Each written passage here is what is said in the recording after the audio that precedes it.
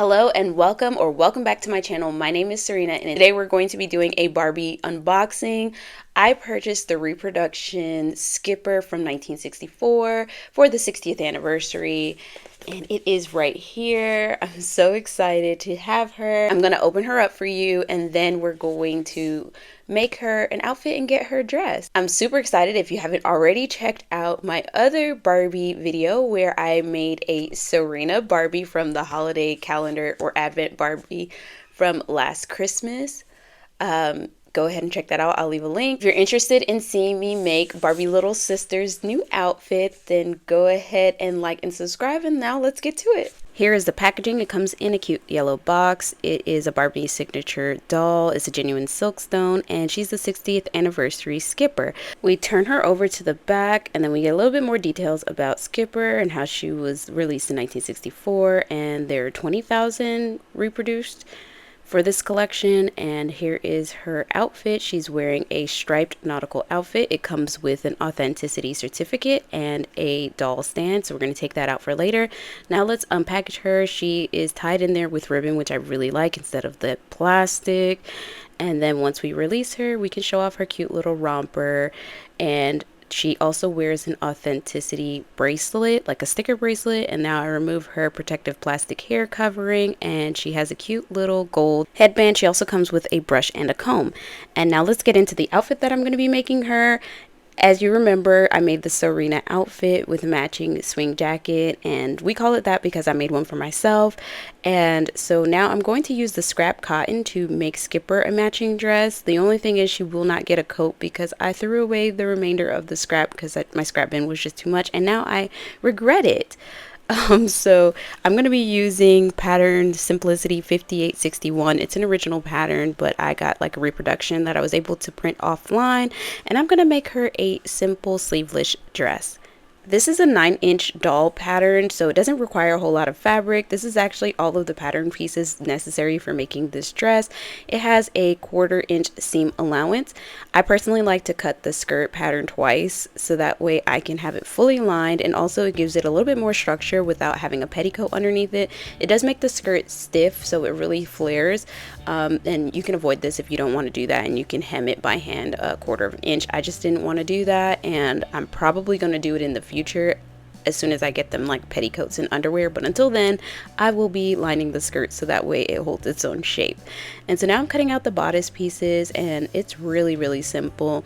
All I do on machine is combine the pieces. All the hemming and stuff like that, it's done by hand afterwards because it's just so quick to do. I put the skirt pieces right sides together, and then I sew down the center back a 1/4 inch, and I go all the way around the skirt. And for the seam finishes for this project, I'm just using pinking shears. These are dolls. They're not going to be wearing them out a whole bunch. I am not concerned about the fraying, but I feel like pinking shears will take care of that, and I don't anticipate having to put them in the wash too much. So for that case, I'm not really worried about it. If ever I do like a cute matching outfit like mine with like a matching swing coat and the lining is really important, then of course I'm going to line it. But for something like Skipper's outfit where she's just gonna be standing there wearing a cute dress, I'm not really worried about it, and I don't think you should either. This is supposed to be a palette cleanser, a quick craft project, something that's just fun and senseless, so I don't want to put too much into it.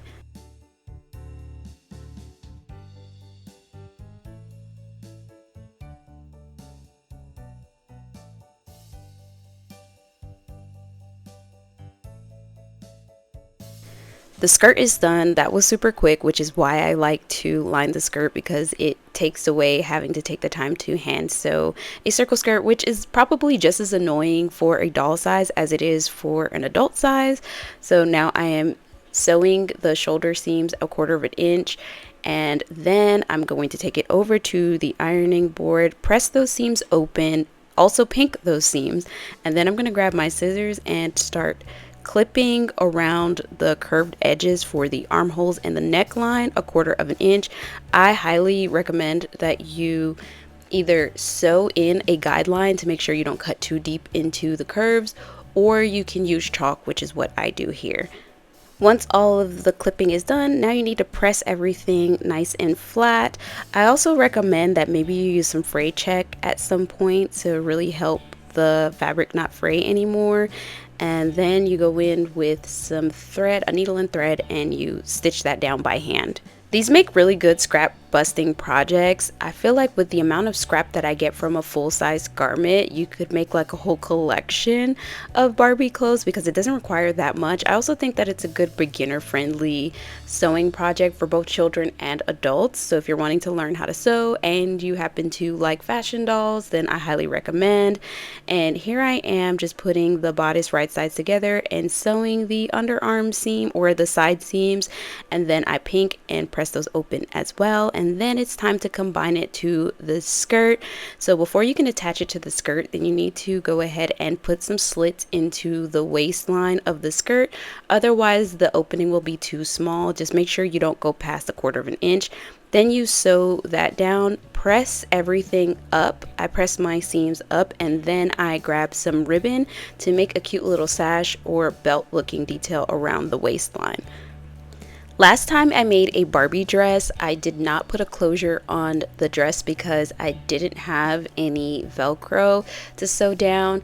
And this time I decided that I was just going to use some really tiny snaps. So that's what I use for the closure. I used 3 snaps, one at the neck, one at the waist, and one at the skirt because the dress opens all the way down the center back of this outfit, which I really like. And I learned later on it makes it way easier to dress skipper because the silkstone has 0 articulation, and it makes me really nervous because it does feel ceramic like. I did look up what a silkstone is, and it's like stone as well as plastic mixed together.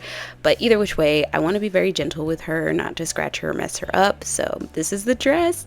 I love it. It has a little bow at the neck, and it should poke out. If she had a matching jacket, you'd see the bow stick out on the jacket, but of course I didn't have the fabric. So let's get her dressed. We open up the snaps, and then I struggle a little bit to get her in there because her arms are so far apart, but I finally get it. And on this dress, it does not, the waistline does not snap, but I think that's just a me error because it does end up snapping on the second dress that I make her, because yes, I did make her 2 dresses.